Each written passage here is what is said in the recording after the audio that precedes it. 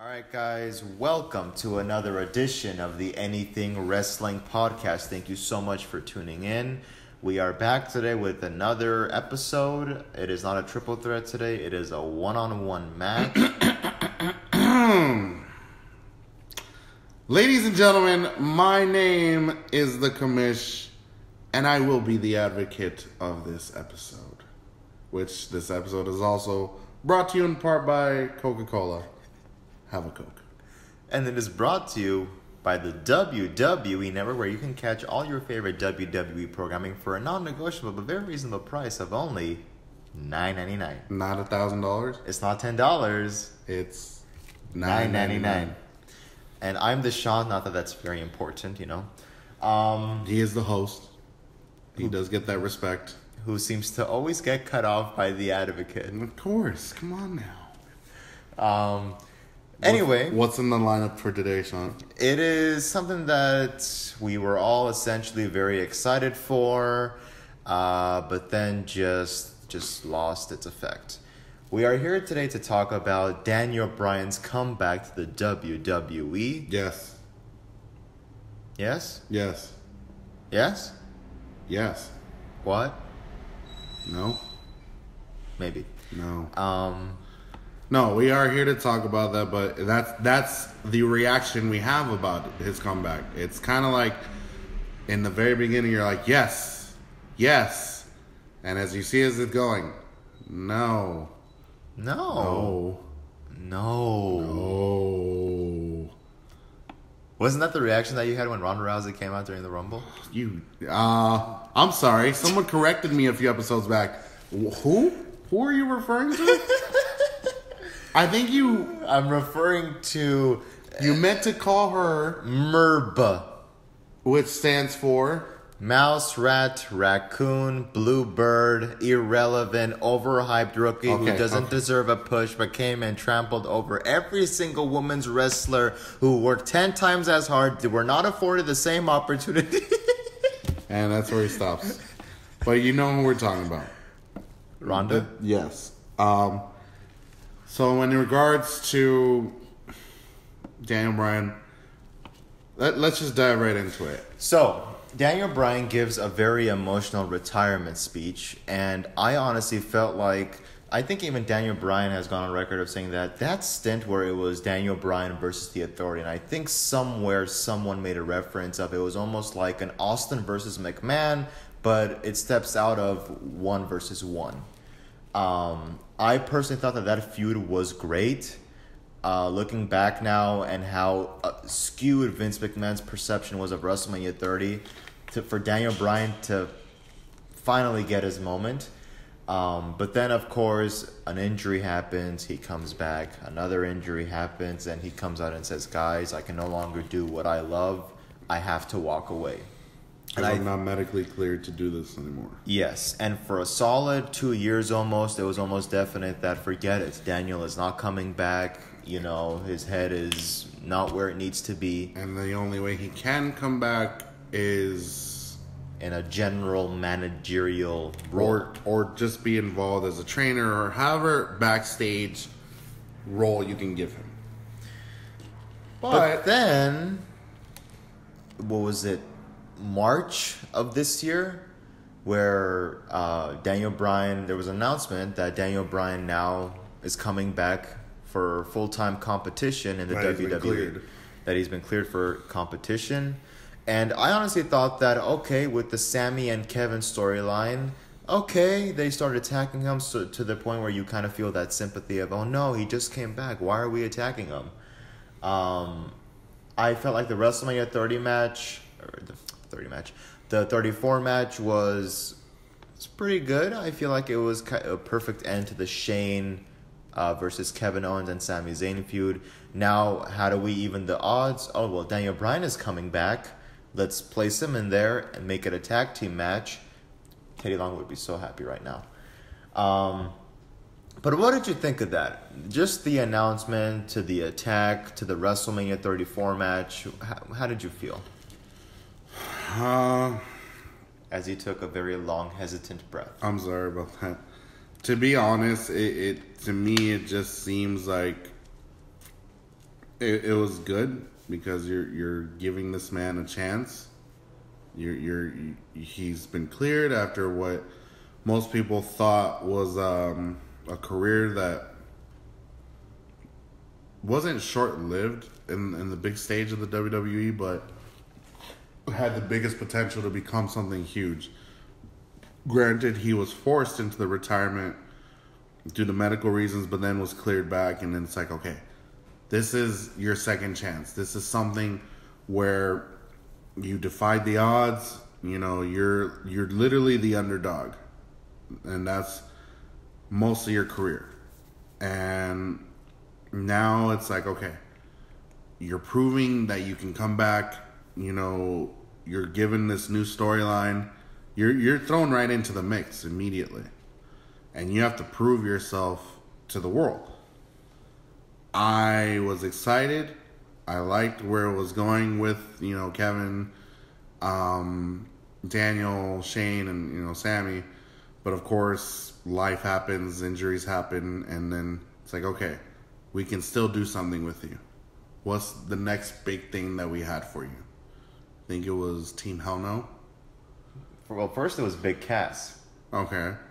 Which, again, I feel like that's where slowly the ball with Daniel was dropped. Because Big Cass being this big up-and-comer who really hadn't developed. And then you have someone like Daniel Bryan who is developed, who is well-known, who is making a comeback. And I think Dan, the man, one time made a comment stating that I think, and I'm paraphrasing here, where Dan said, I don't think that he was ready for the push that they were trying to give him. And I think that pretty much sums it up. If you just kind of look at his mic work, even his work ethic, his work acumen, it's like when the creative team tells you to do something or not do something, you got to follow suit, because whatever push that you were getting will get squashed within a second. So Daniel Bryan feuds with Big Cass in a very boring, irritable, repetitive storyline of I'm taller than you, I'm bigger than you, so I'm better than you. But Daniel Bryan, I believe, made Big Cass tap out. And also, their very last match, which was at Money in the Bank, people said that, you know what, this match was actually good. That Big Cass held his own. Daniel Bryan doing what he does, held it together. So I thought that, okay, that was kind of like a spark of like, okay, now we're doing something. After Big Cass, it was kind of like, okay, we're still have like, you're the underdog, you're the little guy, because he eventually ends up being attacked by the Bludgeon Brothers, and who comes to save him? It's gotta be Kane. Yep. And then let's just bring back Team Hell No, Which was fine, because considering how I think Rusev at the time was battling AJ for the title, so you had some people in the title picture. It was like, okay, let's give Daniel this to do for now until later on where we can propel him to the title picture. Mm-hmm. But I think WWE needs to stop with old-time reunions for the sake of getting cheers, because as we've seen with The Shield twice now, and as we saw with Team Hell No, it usually doesn't end very well for the wrestler. Either an injury comes up, or an illness comes up, or some type of calamity comes up. I was pretty excited for the Team Hell No reunion, but you weren't as sold by it. The problem was that, so if you remember around that time is when Sasha and Bayley were having their problems. So literally a night before Team Hell No reunites, Dr. Shelby is on Monday Night Raw giving Sasha and Bayley therapy lessons. And the whole time I'm thinking, if you had Dr. Shelby lined up, why didn't you just wait another 24 hours, bring him back to SmackDown, and continue that angle of Team Hell No along with the group therapy? Because with Team Hell No comes the bickering, the fighting, the breathing exercises. That's what made it work the first time.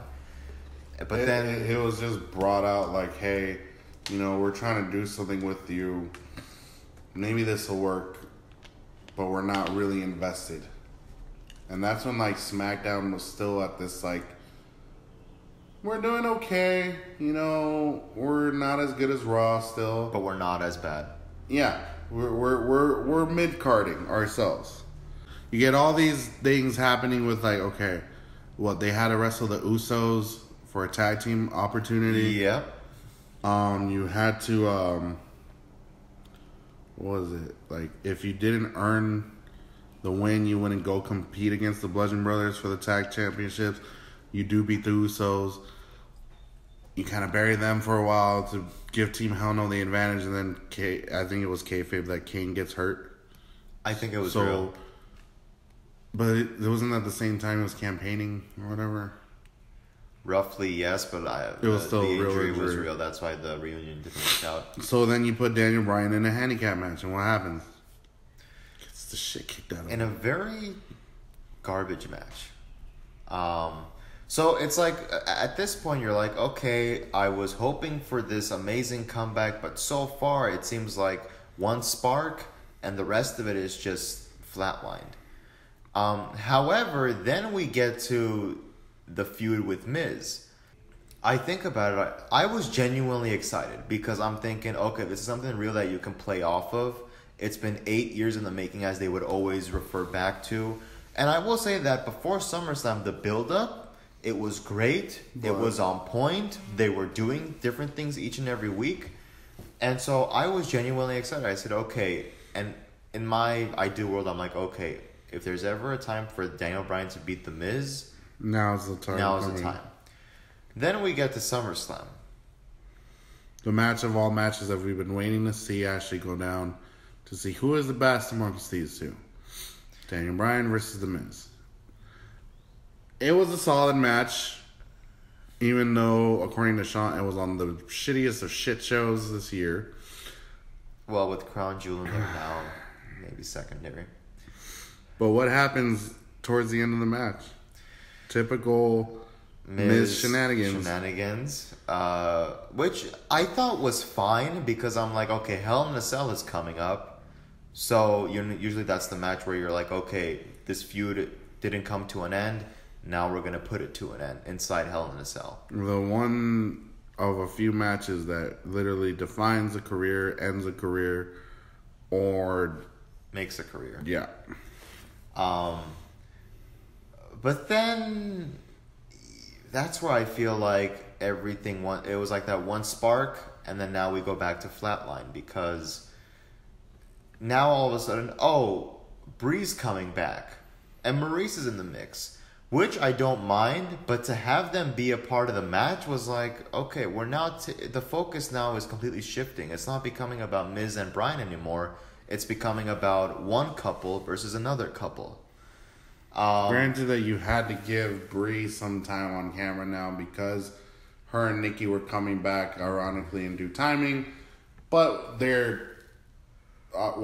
Bree has to fulfill her obligatory wifely duties to... I know that wasn't a word, though, obligatory or whatever. This is not a show about grammar, people. It's a show about wrestling. The wrestling business. But yeah, she had to be put in a role with Daniel against, obviously, The Miz and Maurice. That tag team match was just very, very lackluster. Granted, it was still giving the advantage to The Miz, and it makes it seem like all's lost. But what comes up next? Super Showdown. We're supposed to get a one-on-one. Maybe this time we finally bury it because we have something that they both want. Oh, they buried it. But before we get to the decline of that too, we have something they both want. A title opportunity against AJ Styles. When we reviewed Super Showdown a couple episodes back, we said this was the shortest match, also the most botched match, and the most ironically weird ending as well because it just showed like... very abrupt and obscure. And a lot of miscues thanks to our referee. Miscue after miscue. That's all it was. Get it? Ms. Q? Oh, God. Super Showdown. 2-minute, underwhelming, miscued. Was it like a roll-up? No, it was Schoolboy? I think it was a roll-up. Not a cradle, a roll-up. I think it was a roll-up. Yeah, and it's just like Charles Robinson falls into the 1 and then 2-3. And that's where it's like, did he really win? Is this how he won the match? What's going on? But then you hear how there were time constraints because of the main event and the stacked card. And I'm thinking if there's one match that needs time, was this match. Especially for Daniel. So you get and what's so funny is Daniel Bryan, I don't know if you've seen his interview since he came back, but every time he's interviewed about creative, he's like, do you really trust them with this feud? So Daniel Bryan has already like completely just cashed out. He's like, I don't have any faith at all. Because some fans were like, oh, what if you guys start feuding now up until WrestleMania? And he's like, do you really think that's going to work? I could be serious for a minute. I don't think it will. Well, I think they've already... So let's talk about it. Bryan versus AJ Styles now. I said it in the last episode where they could have easily just somehow maneuvered around Daniel Bryan not having his title match. Oh, he got injured, or a backstage segment where he's attacked or whatever. But AJ Styles and Daniel Bryan on free TV gave no pun intended, gave a phenomenal match where you had a definitive end, and I think that's the Daniel Bryan that we want to see. Well, here's the thing. Why did we have that match on free TV?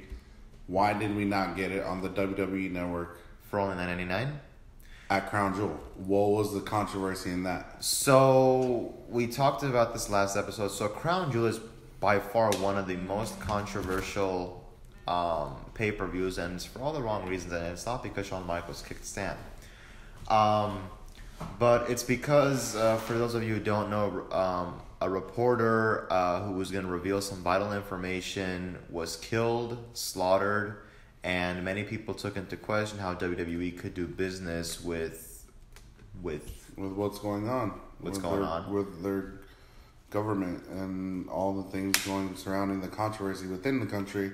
Not that WWE has controversy in that regards. It's just you're seeing an American-based company negotiating business with Saudi Arabian government to have a promotion like this step into their country, knowing the ramifications of what happens. And it's like, okay, how do our employees, aka our talent, feel about this? Well, we had two individuals who are very outspoken, obviously one of them being Daniel Bryan and the other being the jorts wearing I'm a movie star, kind of like Dwayne, even though I'm not to the realm of Dwayne. With the Bradshaw haircut. John Cena. Thank you. And they stood their ground. And I respect that. And I do too. And it's like, okay, you really do stand for what you believe in. You weren't comfortable going there, even though everyone else was like on board to do this. Your match at Crown Jewel is now put a few days, literally 4 days before Crown Jewel, on SmackDown. It was a great match. It was it was what we would have seen at Crown Jewel. If not, it would have been longer. In a very non-burial form is what I'm trying to. Because I think it was online where I checked. A few people, as always, were complaining, oh, they just buried Daniel Bryan. I'm like, no, they didn't. Burying him would be if they had a backstage segment. Who attacked Daniel Bryan? Gets bumped out of the match, doesn't even get his proper match. Samoa Joe comes in, and it's like, okay, what do you do from there? But in this way, they had a great match. Something that SmackDown has prided itself on over the last couple months is putting on great matches, promos, segments, shows. So, and you have a definitive end. It's not like he was screwed out of it. No. There was a definitive end. It was legitimate. There was nothing as far as like, oh, well, we're going in this direction because blah, blah, blah, politics, blah, blah, blah, bullshit, and here you go. No. It's like, hey, okay, you stand for what you believe in, but at the same time, you earned what you got. And then that's it. That's all we've had so far of Daniel Bryan. And yeah, Samoa Joe ruined the after. Well, I think he was just the plan B that just was like, here, we need someone, go. And of course, who else? Oh, Wendy. Oh, God. I cringe every time I hear that. I'm not going to lie. Just, ugh, God. Anyway. Daddy's home. No. Like the look on his face is like, makes me laugh. Open your fucking eyes.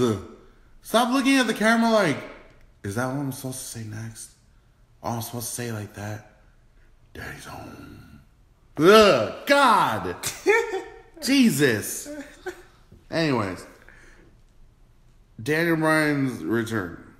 Now that we have everything that's happened since, I am gonna say this. I so far am very disappointed. It's been very. He even said it himself. If he said it on TV, he didn't say it on Total Divas to Brie. He said it on SmackDown. This return feels like it's been for nothing.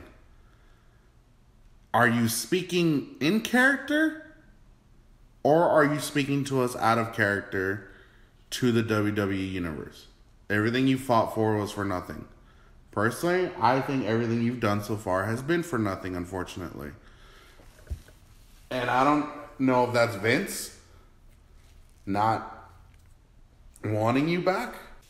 This has been a waste. The fact that you say it on live TV. I think your comeback has been a waste. Okay, now let me put it in your hands. Booking team comes up to you and goes, okay, it's been a waste. From now until WrestleMania, how would you book Daniel Bryan? If this was up to me. If this was up to you. Okay, so we just saw that AJ, he was not going to lose the belt. He was going to retain, and then he was going to go on to just be the WWE champion. Right now, I technically don't have anything because he already had his championship match. He lost his tag team partner. I don't know who to really pair him with. I don't want to pair him with Rusev because it seems like all my plans for Rusev is to keep him at mid-card. Yeah. Why would I put Daniel Bryan there? And then I can't throw him back into the championship mix because he already had his opportunity. The only thing I got right now is to put him on Team SmackDown. Either as the captain or as someone who could have been elected captain, but at the last minute, Shane elects himself. And Daniel feels like, again, jaded. Could I have him do a heel turn, costing Team SmackDown the win against Team Raw? Maybe. Could I have him start a heel push to like say, like, you know what? I've come back wanting to be here. I belong. And all I've been getting is either screwed or I've been getting put into opportunities that don't work out for me. That's the only thing I can think of. And I would have to throw him into like a rivalry with someone. So let me give it to you like this. So in order to reveal the first part, I'll reveal the second part first. So in an ideal world, I would have Daniel Bryan win the 2019 Royal Rumble. I feel like this would be a... So what would you do for him from now till Royal Rumble? Well, let me get to it. So if I know that Daniel is winning the Rumble, okay, what I would do now is we would do the Survivor Series idea, like you said, because if you think about it, Shane and Bryan, for a minute when they were both, when one was commissioner and the other one was GM, they would have that moment of colliding almost. And I think that you kind of like how Stephanie and Kurt. Yeah, basically. Okay. I would build, like, at Survivor Series, I would put it as, there's, like, a miscommunication between Shane and Bryan. They're, like, the last two on the team. Miscommunication, they lose. Then Shane and Bryan go off to feud, and, you know, Bryan could even take a jab and go, you pride yourself on being the best in the world when you were not even in the tournament. You bring Crown Jewel back up. You bring Crown Jewel back up, but I want Shane to go in as a heel. Not as a babyface, as a heel. Well, it kind of looked like he was a heel winning this tournament. Posing with that trophy, yes, it did. And so I would have... So now you're building Bryan as the babyface who's going to fight for his dreams, fight for what he believes in. And I think you can bring that feud to a definitive end at TLC, knowing what Shane can do and what Bryan can do now that he's cleared. So you do that. 2019 comes around, he wins the Royal Rumble, AJ Styles is still champion. You give Daniel Bryan his rematch at WrestleMania with AJ Styles. Daniel Bryan finally beats AJ on the biggest stage, and that is a match where I would say... So you're saying you're willing to drop AJ's title reign at WrestleMania? To benefit Bryan, to finally... Just for that. Because here's the thing, is that in a prestigious title reign like the one that AJ has... If he's losing it, you want him to lose it when it's right. If it's right, is it on a good stage? Does it make sense?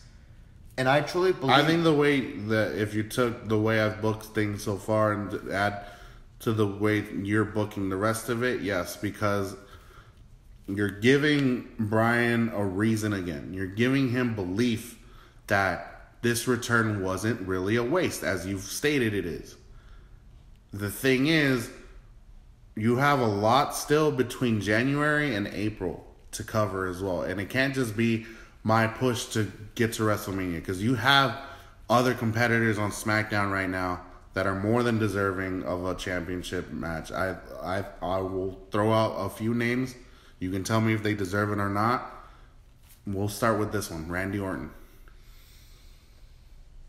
I didn't say reign. I just said title shot opportunity. Okay. We'll say that. Okay. Randy Orton. Okay. Jeff Hardy. Rey Mysterio. And I will tell you exactly how you settle it. Elimination Chamber match. Between AJ, Randy. Between everyone that you're listing right now. Those are only 4 names. And I would even put... So would you include Daniel Bryan in that? Yeah, and the kicker is that Daniel Bryan goes, okay, you want me to prove to you that I do deserve this? I will put up my Royal Rumble victory on the line. My number 1 contendership. On my contendership for WrestleMania on the line. And he beats 5 individuals? And he beats all 5, yep. Okay, so AJ's not in it. So AJ's we have... Okay, so we have Randy, Jeff, what else did I say? Ray, Daniel Bryan... And then you need 2 more from SmackDown. Maybe Rusev. He's been deserving for more than a year's time now of that opportunity. Rusev. You need a 6th. There has to be someone. If I say this, you're going to go, really? Andrade Cien Almas. Yeah, you're right. I am going to say really. Because Andrade, here's the thing. What, he still has a score to settle with? No, he is capable of having great matches. Yeah, but he got buried real quick after. And that's not his fault. You know... The last 5-star match he was in, when he came to SmackDown, he had a great match with AJ, where he lost. Oh, yeah, no, that was a good great match. Here's the thing. I think, because I just reminded myself of this person, let's make the 6th person, let's just bring it back one last time. Let's bring the Miz into this. Let's just leave him shelved with an injury right now. He's never been injured. Let him come, like, right after the... You know what? Don't even put him in the Rumble. Let Daniel Bryan win. And out of nowhere, just have the Miz ruin the celebration. You thought you were done with me type of deal? Yeah, like, we'll carry this for 9 years now. I still have something to settle with you. You can even make the last 2 combatants be the Daniel Bryan and the Miz, where it's like... And Daniel Bryan still wins? Oh, yeah. Okay. And then that gives the Miz the reason to be the 6th man in the Elimination Chamber. Well, last year they did 7 men, so... Just see, that's where it gets too much for me. Just leave it at 6. But yeah, I would book that, you know, and then who knows, maybe within the chamber you have feuds start coming together. Well, you do have Jeff and Randy still. To an extent. You have Rusev, who can have a feud with any one of those 5. Ray has been wanting to come back. We finally have him back to the WWE. You can have him involved in a 3-way rivalry with Jeff and Randy if you wanted to. You could do that. Because Randy's on this path of eliminating, people that were from his era. And those 2 come from his era, from Ruthless Aggression. People who are not something that they think that they are. Yeah. Hence the erasing of the face paint and the enigma, so to speak. There's a lot you can do, but you're saying this is how you... Okay, so let's recap real quick. You have Daniel Bryan coming back to SmackDown, kind of upset, like, hey, I didn't go to Crown Jewel. I'm not going to say why. I wouldn't even bring up Crown Jewel. I would just say last week I was given my opportunity and I came up short. I did not get the job done. And then maybe have him a way to qualify for Survivor Series. Like, okay, I had a bad moment. Let me make it up to you. Give me a match tonight and I will prove myself. Okay. So he proves it. Gets added. But he doesn't get added as a captain. No. You have Shane add himself in as captain. So we get to Survivor Series. Some miscommunication comes up where Team Raw wins. Daniel Bryan is pissed with Shane about it. They feud until TLC. The year comes to an end. Okay. 2019. We have the Royal Rumble. Where everyone goes, I'm entering the Rumble, I'm winning the Rumble. So it kind of becomes like a linear part in the year where everyone is cutting the same promo and going for the same thing. Except The Miz. You have him be a surprise entrant. Yes. Miz is... You can make him the last entrant. Like, you can put Daniel Bryan at number 20 or 21. And then when number 30 or 40, however they... I think they went back to 30, right? 30, yeah. You hear... I came to play. You hear his music cue. Daniel Bryan's like, all right, fine. This is what it's going to take. Let's go. Have them eliminate whoever's left in the ring on Raw or whatever, like, legend comes back in. I don't care who. And all of a sudden, it's down to them two. He eliminates The Miz. Celebration. Miz ruins it. Miz cuts a promo on SmackDown like, hey, you still didn't earn it. I don't care what you say. You didn't beat me. 1, 2, 3. And then you have Jeff, Rusev, and Ray. Just those three. Hey, you threw us out. We still have a score to settle with you two. You don't put those two in a tag team. You just have them all brawl out. Just have Randy observe like he was back in the summer. Just observe everything, but still strike. Shane's fed up like, all right, fine. You think he didn't deserve it? Let's put it up for grabs. Yeah. His number one contendership, the 6 of you in an elimination chamber. He beats all, and he finally beats The Miz 1, 2, 3. I say you put them last again. He eliminates him. All right. You earned it. AJ's been waiting. AJ's had his own rivalries with wrestlers. Now it's to April. And I think you can kind of like tease like, okay, you won the Rumble. Who are you challenging? Because he hasn't stated at this point. He hasn't said if it's Brock or if it's AJ. Please don't be Brock. Oh, God. For fuck's sake. Then again, that would be his dream match. But moving on. I think he can go back to that and say, you know what? I had one shot against you. I didn't get the job done. I want my rematch. And I'm cashing in my opportunity at WrestleMania to challenge you. Yep. So he cuts a promo on SmackDown after elimination. And AJ could come in and go, you didn't have what it took the first time, and you will not beat me again. So would you make AJ the anti-hero or a heel? Yes, because this is supposed to be a Daniel Bryan comeback story. And I know it's like, okay, then you're making it all fairy tale like to an extent, yes, but we're putting roadblocks in front of him. We're making him win the Rumble. Every competitor has had roadblocks on their way to the WWF belt. Austin had it, Shawn had it, The Rock had it, Hunter's had it. All good WWE champions have had roadblocks along their path to get that belt. Yeah. So now we come to WrestleMania, and hopefully it won't be a Shinsuke versus AJ type of deal where you're hyped for it, but then it just falls flat. I would want a legitimate... I think these two can put on a 5-star match. Give them a solid... Not even 30 minutes. I'd give them 40 minutes. I would. You know why? Because honestly, what you got in SmackDown was what, 10, 15 minutes? 15, 20 with commercial breaks, yeah. Give them the full 30, 40. Because honestly... It's a 4-hour show and you're stacked with matches, so... 30 minutes is fine. For those two, it's well-deserving. What are we going to have at that show? We're going to have Brock have his belt. Never mind part-time status. Think about this. Shinsuke and AJ got, I think, roughly around 30 this year. Which was a waste. But Shinsuke was a waste for that, honestly. Their rivalry...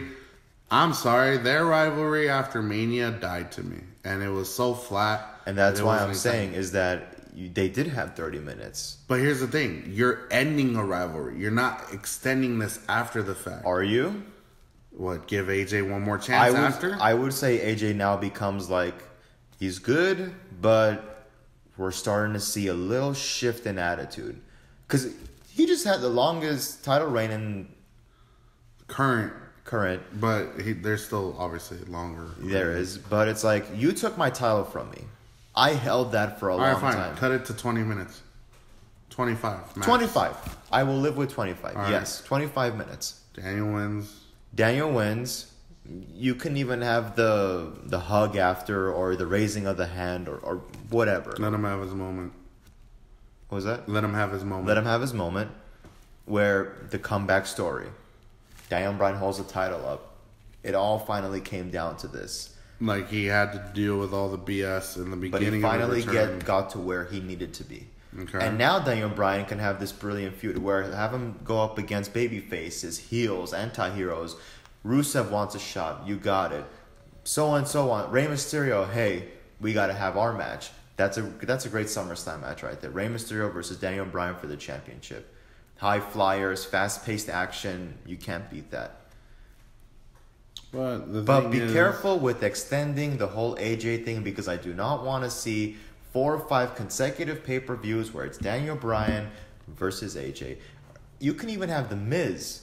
The Miz goes, okay, Big Shot, you got your title now? Let's do it one more time. And the stakes are much more higher this time around. But at one point, that needs to get done. Because it's like, all right, I get it. 9 years worth of a rivalry. You want something he has. Did Miz ever have a WWE championship that Daniel wanted he never got? I'm trying to remember. Well, he won the U.S. title from him in like the first time they fought, but that's... U.S. title is not as prestigious. It wasn't WCW wrestling, but not in the WWE. But I think you can even let Miz breathe for a minute. Maybe towards the end of next year. Miz comes and goes, you forgot about me? You thought it was over between us? Let's rekindle it one more time. One more match between you and I. Do you think he wants to? Do you think the Miz, personally, would he want to? I think executed correctly would be match of the night. No doubt. But again, this is all fantasy. This is all just a breakdown. I think it would be good at that point. But I would definitely want to have a Royal Rumble / WrestleMania victory, comeback story for Bryan, because those 2 years so 1 year you think he's in the Rumble and he's not. The next year he is halfway through, he gets eliminated and just sucks the air out of the whole arena. So we never got that justification of Daniel Bryan wins the Rumble, goes on to Mania, and everything is finally worth it. But then this is something you put once, now you're putting on the back burner. You wanted at one point Sami Zayn to get an opportunity. And Cesaro. So you would have those two wait another year or another 2 years. Because Royal Rumble only happens once a year. It doesn't happen twice. Greatest Royal Rumble? No, God, no. Titus O'Neil, you ruined that for me. Oh, he made it. He made it. He didn't ruin it. But I would say if you have to put those two down, then give them their shot next year. This might sound retarded. I would even maybe do a Lex Luger and Bret Hart bit. No, not for Daniel Bryan. No, you know why? Because that makes the Miz even more fucking cockier about it. It'll just make it more about the Miz again. And it will still it has to be that, okay, you eliminated me, but you still haven't beat me 1, 2, 3. You still haven't done that. I don't care what you say. Let him brag about it like that. That would make it better, because it's like he has more. He still has that, okay, you really, really want me to pin you. That's what you want out of this. That's what you've always wanted. Fine. I'll do it in February. Why not? And then, of course, like I said, the buildup of having the others get eliminated and have some kind of tension with Daniel Bryan, that works out as well. I would hate to see at WrestleMania, like, Miz versus AJ. And then AJ versus Daniel. Because it takes away from Daniel, like, his whole comeback. It should just be, like, just me only. I don't have to carry the Miz, because he can carry himself. He really can. That's just me saying. I think we're pretty much in agreement. So, yeah, I think Daniel Bryan as his comeback is not the best in the world. If this is the way we would want to book the rest of his return, this is what we would ideally say would be nice. We can't make it come to fruition because we don't work for the WWE. For only $9.99. No, that's the network. Yeah. We don't want to work for the company. If we work with the company and we give them ideas, they will be aired, which you can catch only on the WWE Network for a non-negotiable but very reasonable price of only $9.99. Oh, there it is. Here's my question. Do you think they get, like, a free subscription just because they work for the I believe so, yep. God, that's awesome. That's awesome. No, it's only $9.99.